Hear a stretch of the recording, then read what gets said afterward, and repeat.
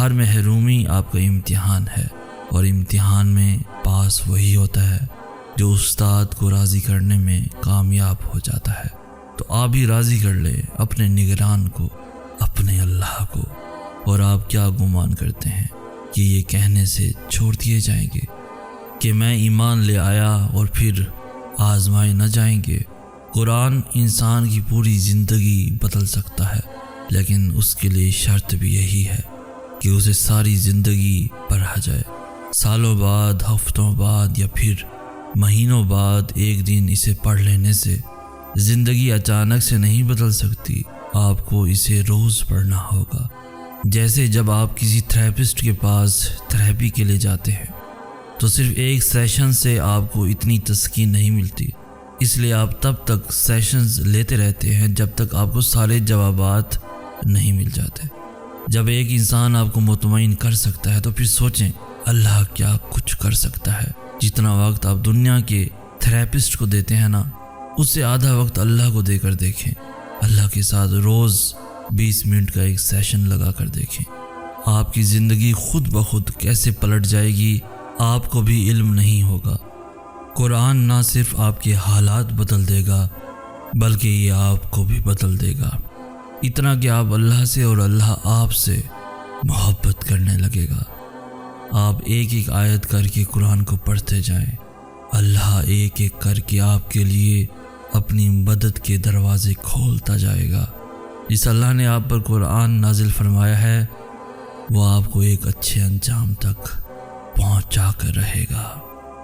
صرف بھوک کاٹنے سے تو روزے مکمل نہیں ہوتے، آپ کو اپنے ان اعمال کو بھی اپنی عادات سے کاٹنا ہوگا جو اللہ کو پسند نہیں ہے۔ اور اللہ کو کون سی عادات پسند نہیں ہے؟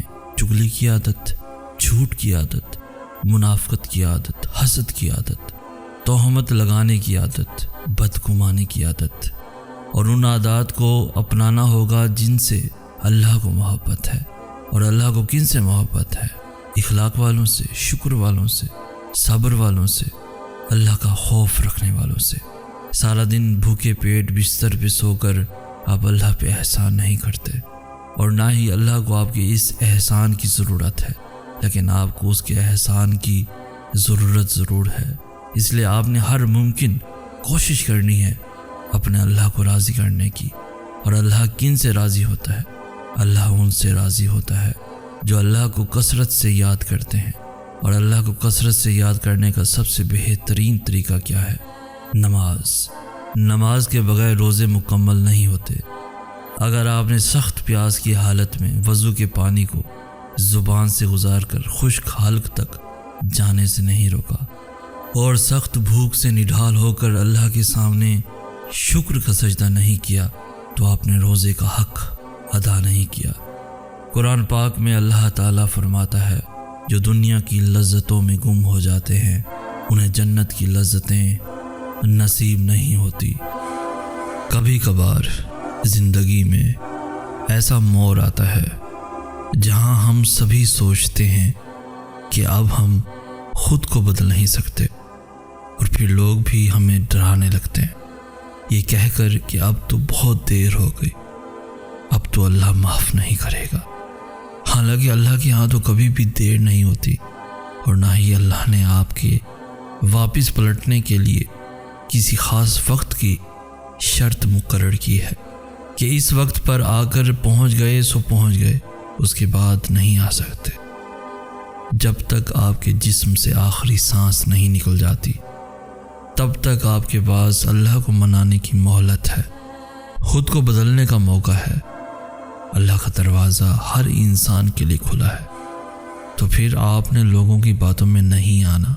جیسے اللہ کا ان کے ساتھ رشتہ ہے ویسے ہی اللہ کا آپ کے ساتھ بھی رشتہ ہے۔ اللہ جتنا ان کا ہے اتنا ہی آپ کا بھی ہے، اور یہ حق آپ سے کوئی بھی نہیں چھین سکتا۔ اجر و ثواب کے فیصلے اللہ کے ہاں درج کی گئی انسان کی نیتوں پر اور عمل صالح پر ہونے ہیں، لوگوں کے تیار کردہ مردم شماری کے رجسٹروں پر نہیں کہ کس کو جنت میں رکھا جائے اور کس کو جہنم میں۔ تو پھر لوٹ جائیں اللہ کی طرف اس سے پہلے کہ لوٹائے جائیں، تھام لے اللہ کے دروازے کو اس سے پہلے کہ یہ بند ہو جائے۔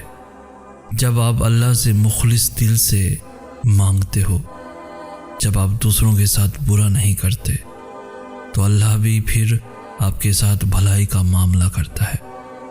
جب آپ کا دل صاف ہوتا ہے تو اللہ خود آپ کا ساتھ دیتا ہے اور کہتا ہے غم نہ کرو، آپ ہی غالب رہو گے۔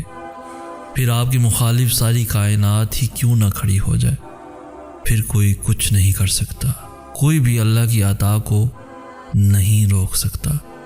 تمہاری کہانی اس لیے یہاں رک گئی ہے کیونکہ اللہ چاہتا ہے کہ تم اس کا اگلا حصہ خود لکھو۔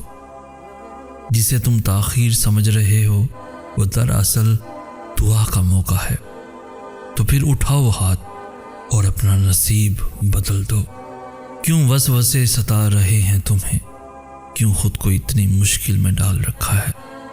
جب تمہارا رب تم سے کہہ رہا ہے کہ ڈرو نہیں اور نہ غم کرو، یقیناً ہم تمہیں بچانے آ رہے ہیں، تو پھر بے خوف ہو جاؤ۔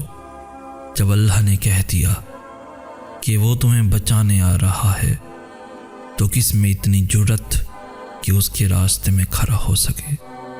قبول نہ ہونے والی دعا قبول ہوئی دعا سے بڑا معجزہ ہوتی ہے، کیونکہ آپ کی کچھ دعائیں آپ کو توڑ دینے والی ہوتی ہیں، اور جب اللہ یہ دیکھتا ہے کہ آپ کی صاف نیت ہے تو اللہ آپ کو ان توڑ دینے والی دعاؤں سے بچا لیتا ہے، ان دعاؤں کے لیے جو آپ کے حق میں بہتر ہوتی ہیں۔